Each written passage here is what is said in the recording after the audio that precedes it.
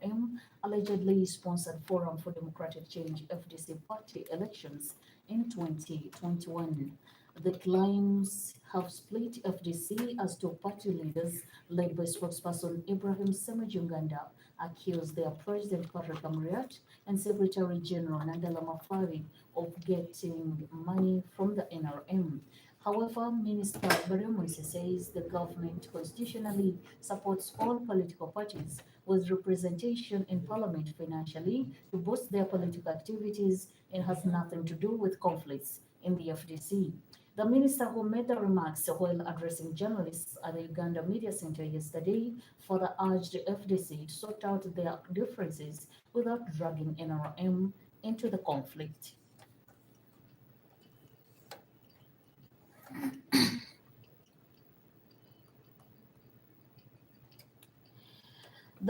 The State Minister for Primary Education, Dr. Joyce Kadichu, has expressed her concern over the high level of malnutrition among children in Bulisa district.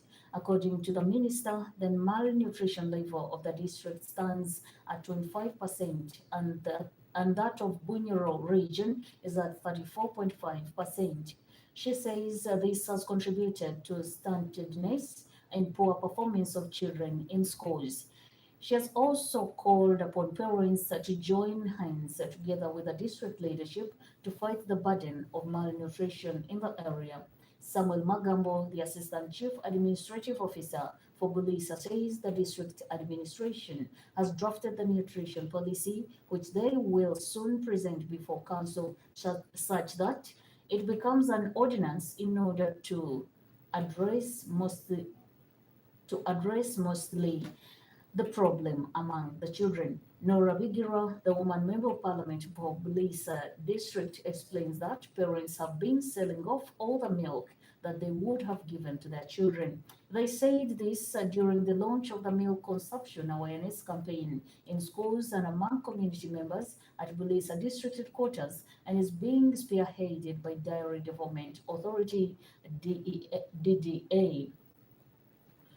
Moving on, dear listener, the management of Hoima Sugar Limited has allowed the more than 200 farmers to harvest their crops from the company land and leave.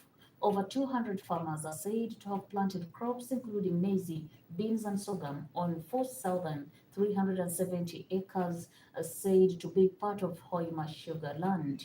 However, the farmers a few days ago petitioned the Chikuve district leaders, accusing security officials guarding the land of blocking them from harvesting their crops.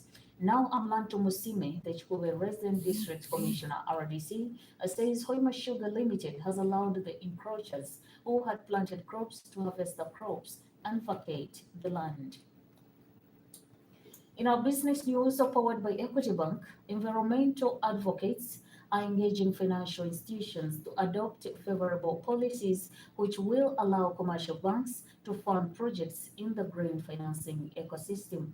The head of Green Growth and Development Services at Abbey Finance, Noah Owomujisha, says most commercial banks extend credit to particular projects which they find not to be risky. He says commercial banks should stop discriminating as they extend loans, urging them to give out loans to people investing in climate change related projects.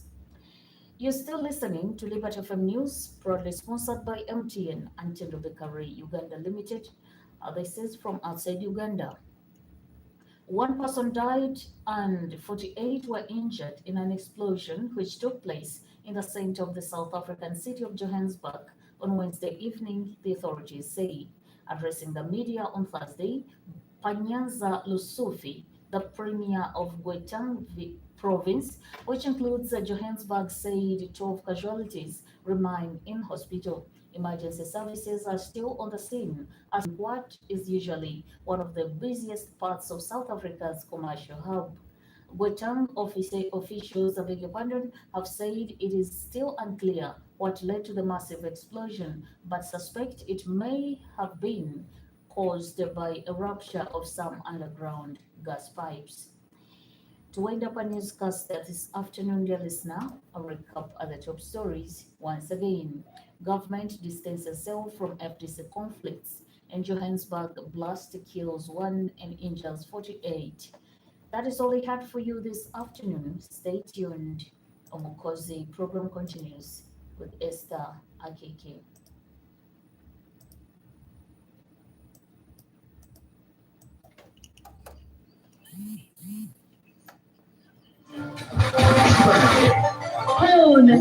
Tuli ha Facebook, YouTube na Twitter. Na bila mabuli kakali. Hamyaka.